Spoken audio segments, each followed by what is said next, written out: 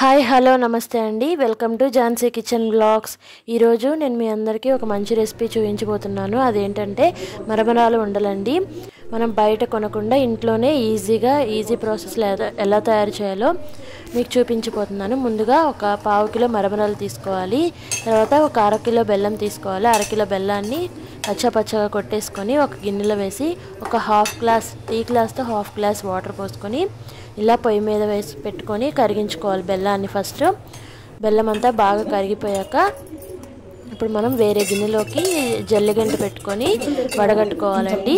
ఎందుకంటే బెల్లంలో ఇసుక కానీ చిన్న పుల్లలు అలాంటివి వస్తూ ఉంటాయి కదా, అందుకని మనం ఇలా వేరే గిన్నెలోకి ఫస్ట్ వడపోసుకోవాలి। తర్వాత చూడండి మన సన్న నలకల్లాగా వచ్చింది కదా, ఇప్పుడు అది తీసి పక్కన పెట్టేసి వేరే గిన్నెలో ఆ పాకాన్ని పోసుకొని మనం మళ్ళీ స్టవ్ మీద పెట్టుకోవాలి। ఇప్పుడు అది పాకం వచ్చేలోపు నేను ముందుగా ఒక ప్లేట్లోకి నెయ్యి రాసేసుకొని పక్కన పెట్టుకుంటున్నాను। ఎందుకంటే మరమరాలు ఉండలు చేసుకొని డైరెక్ట్గా ఆ ప్లేట్లో పెడితే ఉండలు అనేవి అతుక్కుపోకుండా ఉంటాయని చెప్పి నేను ముందుగా ఒక పెద్ద బేషన్ లాంటి దాంట్లో నెయ్యి రాసుకొని పెట్టుకున్నాను। చూడండి బెల్లం నేను పాకం వచ్చిందామని చెక్ చేస్తున్నాను, ఇంకా రాలేదండి। బెల్లం నీళ్ళలో వేయగానే కరిగిపోతుంది కాబట్టి ఇంకొక 5 మినిట్స్లో మనకి పాకం వచ్చేస్తుంది। చూడండి ఇలా మీడియం టు లో ఫ్లేమ్లో పెట్టుకొని ఈ విధంగా కలపెట్టుకుంటూ ఉండాలి। ఇప్పుడు మనకి చూస్తేనే తెలుస్తుందండి పాకం కొంచెం చిక్కపడుతున్నట్టు। ఇంకొక 2 మినిట్స్లో మనకి పాకం వచ్చేస్తుంది। తీగ పాకం అంటారు కదా, అలా రావాలండి।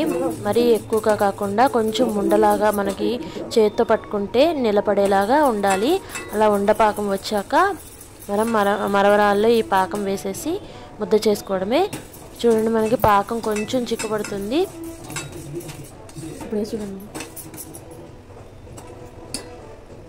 మళ్ళీ నేను ఒకసారి చెక్ చేస్తున్నానండి పాకం వచ్చిందేమోనని। ఆల్మోస్ట్ వచ్చింది, ఇంకొక 1 మినిట్లో వచ్చేస్తుందండి। ఇంకొంచెం నిలబడితే బాగుంటుంది అనిపిస్తుంది।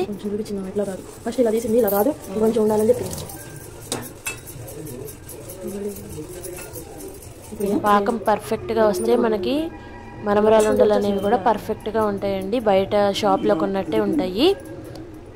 చూడండి ఇప్పుడు పాకం వచ్చేసింది, నేను చూసారా ఏ విధంగా రావాలి, మనం వంట చేస్తే అలా నిలవాలండి। ఇప్పుడు మనకి పాకం పర్ఫెక్ట్గా వచ్చేసినట్టు, మెత్తగా కాకుండా గట్టిగా కాకుండా అలా సాఫ్ట్ బాల్ లాగా ఉంటే మనకి పాకం రెడీ అయిపోయినట్టు। ఇప్పుడు మనం ముందుగా బేషన్లో మరమరాలు పెట్టుకున్నాం కదండి, ఆ మరమరాల్లోకి పాకం పోసేసి నేను కలపెట్టేసుకుంటాను। అదే పెద్ద గిన్నె ఉంటే కనుక ఆ గిన్నెలోనే మరమరాలు వేస్తూ మనం కలపెట్టేసుకోవచ్చు ఒకేసారి। నేను అంత పెద్ద గిన్నె పెట్టలేదు కాబట్టి బేషన్లో ఇలా వేసుకొని ఒకేసారి కలపెట్టేసుకుంటున్నాను। ఇప్పుడు ఇది బాగా మరమరాలంతా కలిసేలాగా పాకాన్ని బాగా కలపెట్టుకోవాలండి। చూడండి బేషన్ని ఈ విధంగా తిప్పుతూ కింద నుంచి పైకి పైనుంచి కిందకి బాగా కలిపెడితే పాకం అనేది చక్కగా మరమరాలంతా పట్టేసుకుంటుంది। పావు కిలో బెల్లానికి అర కిలో మరమరాలు అని చెప్పాను కదండి। తీపి తక్కువ తినేవాళ్ళైతే 450 గ్రాముల బెల్లం తీసుకోండి, తీపి ఎక్కువ తినేవాళ్ళైతే అర కిలో బెల్లం సరిపోతుంది పావు కిలో మరమరాలకి।